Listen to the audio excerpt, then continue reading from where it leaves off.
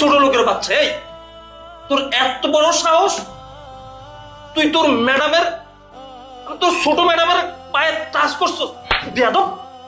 Sir sir আপনি বিশ্বাস করেন, আমি ইচ্ছে করে ম্যাডামের পায়ে লাগাইনি স্যার।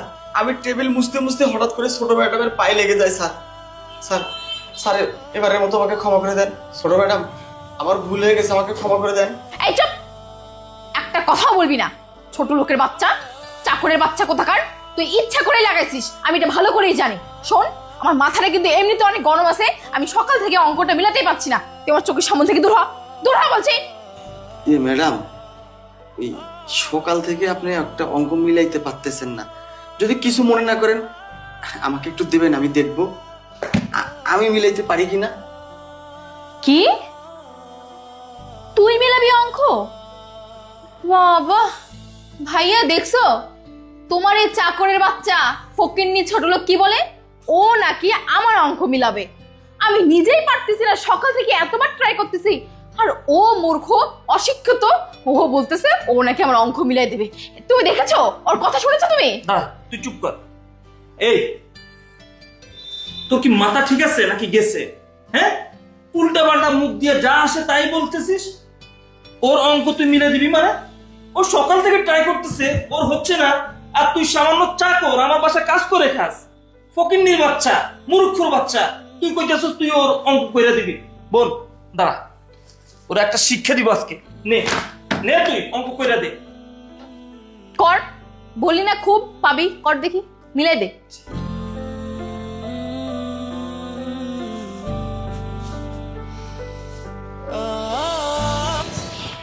পাগল হয়ে গেছে, বুঝছো?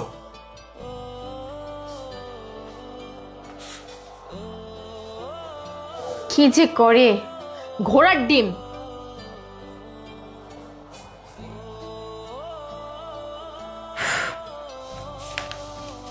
স্যার হয়ে গেছে। মানে দেখ তো বোন, হয়ে গেছে। দাঁড়াও তো,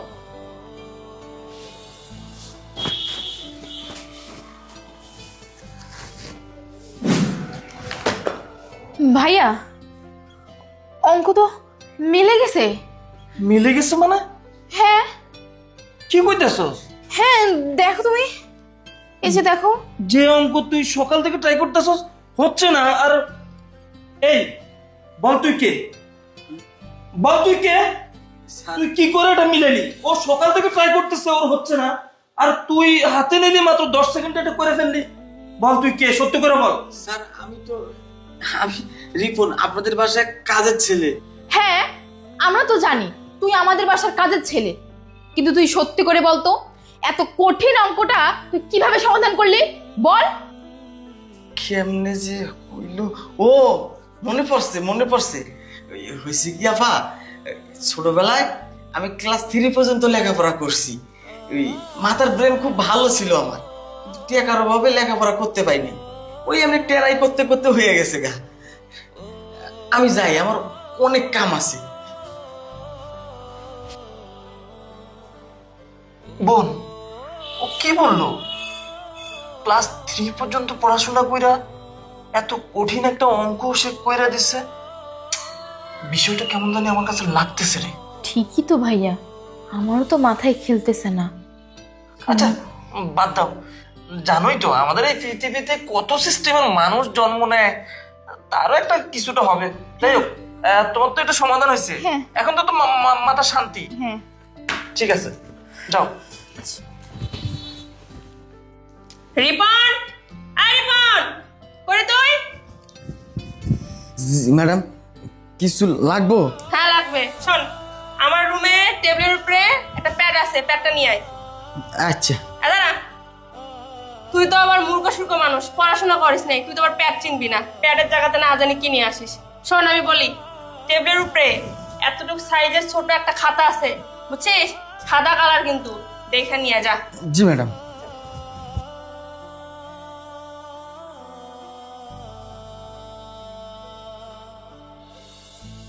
এই প্রজেক্টটা আমি কোনোভাবেই কমপ্লিট করতে পারতেছি না। এটা যদি কমপ্লিট করতে না পারি, কালকে বসের বকা খেতে হবে। ম্যাডাম নিয়ে আইছি, এটা না? হ্যাঁ হ্যাঁ হ্যাঁ।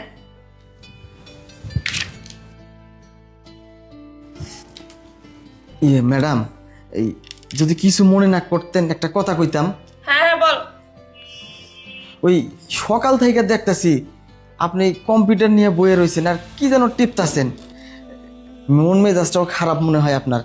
ম্যাডাম কোনো কি সমস্যা? হ্যাঁ হ্যাঁ সমস্যা, কিন্তু তুই শুনে কি করবি? তুই এগুলো বুঝবি? মূর্খ সূর্খ মানুষ, কিছু বুঝিস না। তুই যা তো, এমনি মাথা গরম আছে।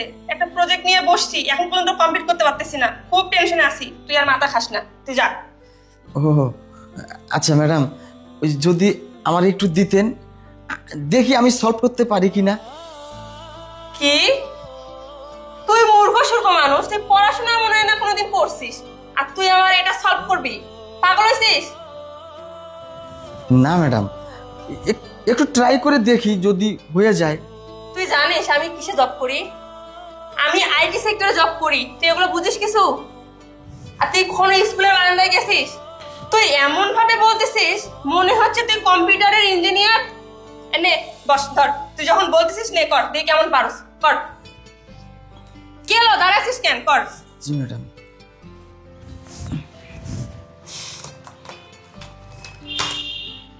ম্যাডাম দেখেন হয়ে গেছে মনে হয়।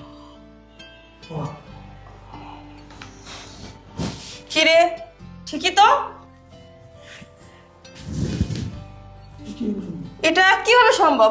আমি সকাল থেকে ট্রাই করতেছি, করতে পারতেছি না, আর তুই 2-3 মিনিটও লাগলো না, এত তাড়াতাড়ি এটা সলভ করলি কিভাবে?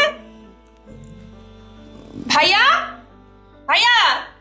ম্যাডাম আমার অনেক কাজ বাকি, আমি যাই। কাজ বাকি মানে? তুই দাঁড়া এখানে। তুই আমাকে বল তো, তুই এটা কিভাবে ঠিক করলি? কি হলো? আমি যতটুকু জানি তুই মনে হয় পড়াশোনা কিছুই করস নাই, স্কুলের বারান্দাও কখনো যাস নাই, তাই এটা কিভাবে ঠিক করলি আমাকে বল। ভাইয়া। আরে কি হয়েছে, এরকম চিল্লাচিল্লি করতেছিস কে? ভাইয়া, আর তুই এখানে কি করিস? ভাইয়া আমি সকাল থেকে প্রজেক্টটা কমপ্লিট করার জন্য এত ট্রাই করতেছি, কোনোভাবেই করতে পারতেছি না। আরো 2-3 মিনিটে পুরো প্রজেক্ট কমপ্লিট করে দিল, কিভাবে সম্ভব? মানে? হ্যাঁ ভাইয়া, আমি যা বলতেছি একদম ঠিক। মানে কি? মানে তুই সকাল থেকে ট্রাই করতেছিস, হচ্ছে না, আর ও এটা করে দিছে সমাধান? হ্যাঁ ভাইয়া একদম ঠিক কথা। ও কিভাবে পারলো এটা আমি বুঝতে পারতেছি না। এটা কিভাবে সম্ভব? এই তুই কে, সত্যি করে বল। স্যার এদিকে আয়। এদিকে আয়, দাঁড়া এখানে। তুই কে সত্য করে বল, না হলে কিন্তু তোর আমি এখন পুলিশে দিব। বল তুই কে? তুই কিছুক্ষণ আগে তোর ছোট ম্যাডামের এত কঠিন একটা অঙ্ক খুব সহজে সমাধান করে দিছস, আর এখন আবার তোর বড় ম্যাডামের এত বড় একটা প্রজেক্ট সে নাকি সকাল থেকে ট্রাই করতেছে, হচ্ছে না, আর তুই এটাকেও সমাধান করছস। তার মানে তুই কোনো না কোনো ফন্দি নিয়ে আমাদের বাসায় আসছস। এই সত্যি করে বলবি নাকি আমি এখন পুলিশ কল করব?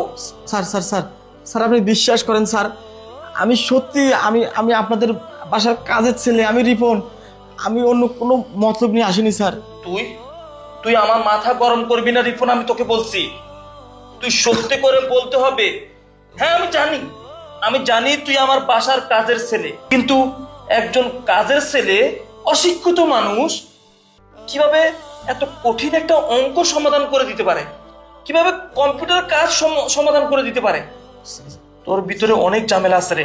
স্যার স্যার স্যার তুই সত্যি করে বল, নাহলে কিন্তু আমি স্যার স্যার স্যার আমি আমি বলতেছি স্যার, স্যার আমি আমি সত্যিটা বলতেছি স্যার। স্যার হ্যাঁ স্যার, আমি আমি একজন শিক্ষিত ছেলে স্যার, আমি লেখাপড়া করে একজন কম্পিউটার ইঞ্জিনিয়ার হয়েছি। মানে তুই একজন শিক্ষিত ছেলে, কম্পিউটার ইঞ্জিনিয়ার, কিন্তু কিন্তু সেদিন তুই আমাকে কি বললি যে তুই একজন অশিক্ষিত, তোর একটা কাজ দরকার, যে কোনো কাজ হলে তোর চলবে। তুই একজন কম্পিউটার ইঞ্জিনিয়ার হয়ে তুই আমার বাসায় এই চাকরের কাজটা কেন নিলি বল? স্যার আমি সেদিন আপনার কাছে মিথ্যা বলেছিলাম স্যার। মিথ্যা বলছস? কিন্তু কেন?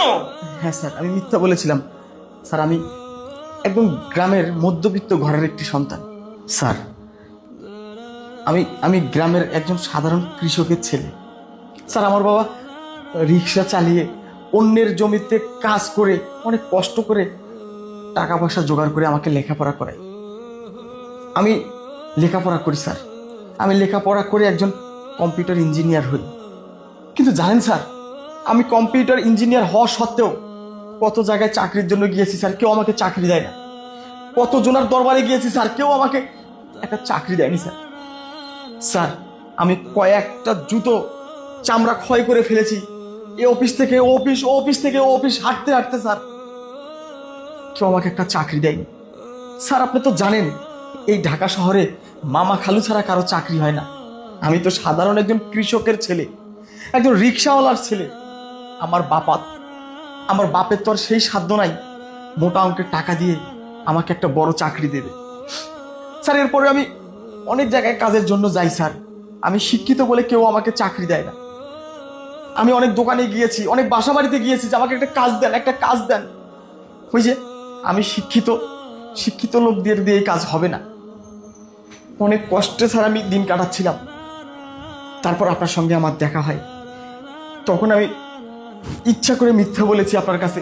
আমি গ্রামের মূর্খ মানুষ, আমি লেখাপড়া জানি না, আমি অশিক্ষিত। তখন আপনি আমাকে চাকরিটা দেন স্যার। স্যার, সেদিন যদি আমি আপনাকে বলতাম আমি শিক্ষিত, আমি কম্পিউটার ইঞ্জিনিয়ার, সেদিন হয়তো আপনিও আমাকে চাকরিটা দিতেন না, বাড়ি থেকে বের করে দিতেন স্যার। আমি জানি স্যার, আমি আপনার কাছে আজকে সত্য কথাটা বলে দিয়েছি, আপনিও আর আমাকে চাকরিতে রাখবেন না, আপনিও আপনার বাড়ি থেকে আমাকে বের করে দিবেন। কিন্তু জানেন স্যার, আপনার বাসায় চাকরি করে প্রত্যেক মাসে আপনি যে টাকাটা আমাকে দিতেন, এই টাকাটা আমি খুব কষ্ট করে জমাই আমি দেশে পাঠাই দিতাম। আমার মাটা খুব অসুস্থ, বাবারও বয়স হয়ে গেছে, আগের মতো আর রিক্সাও চালাতে পারে না, অন্যের জমিতে কাজও করতে পারে না। স্যার, আমি মিথ্যা বলেছি, আমাকে ক্ষমা করবেন স্যার, আমাকে ক্ষমা করবেন। রিপন, কান্না করিস না ভাই, কান্না করিস না। আসলে তুই ঠিকই বলছস। আমাদের এই দেশে যাদের টাকা পয়সা নাই, মামু খালু নাই, তারা শিক্ষিত হয়ে কোনো লাভ নেই, তাদের চাকরি হয় না। আর যাদের টাকা পয়সা আছে তারা ঠিকই চাকরি পায়। তোমার কথা একদম বাস্তব। তবে জানিস, আমার না খুব কষ্ট হচ্ছে। তোর যেই বাবা তোকে পড়াশোনা করিয়ে মানুষের মতো মানুষ করে একজন কম্পিউটার ইঞ্জিনিয়ার বানাইছে, মানে তুই একটা সাধারণ গ্রামের ছেলে হয়ে পড়াশোনা করে কম্পিউটার ইঞ্জিনিয়ার হয়েছস, আর কাজ করস মানুষের বাসায় বাসায়। শোন ভাই, আজ থেকে তুই আমার বাসার কাজের ছেলে না, আজ থেকে তুই আমাদের কোম্পানির ম্যানেজিং ডিরেক্টর। হ্যাঁ, কি বলছেন স্যার আপনি? তুই আমাদের কোম্পানির ম্যানেজিং ডিরেক্টর। বোন, কি বলিস তুই? হ্যাঁ ভাইয়া, তুমি একদম ঠিক বলছো। কারণ এরকম একটা সৎ এবং নীতিবান লোক যদি আমাদের কোম্পানিতে থাকে, তাহলে আমাদের কোম্পানি ইনশাআল্লাহ অনেক গ্রো করবে। ভাই শোন, স্যার, তুই আমাদের কোনো এমপ্লয় না, তুই আমাদের কোনো কাজের লোক না। আজ থেকে তুই আমার ছোট ভাই। আর এই যে আমার যে দুইটা বোন আছে, জি স্যার। ও অথই তো বাইরে গেছে, আর ও দুইটা বোন কিন্তু তোর বোন, এটা তুই মনে রাখবি। জি আজ স্যার। থেকে কি স্যার, আমি আপনার না, কোনো স্যার হবে না, আজ থেকে আমি আমার ভাই। ঠিক আছে, সালাম করতে হবে না। কি করছো এগুলা? ঠিক আছে, চল এগুলো চেঞ্জ কর, তোর জন্য নতুন জামা কাপড় ইয়ে করবো। বোন, ওই যে চাবি দিলো, গাড়ির চাবি দিলো, চল।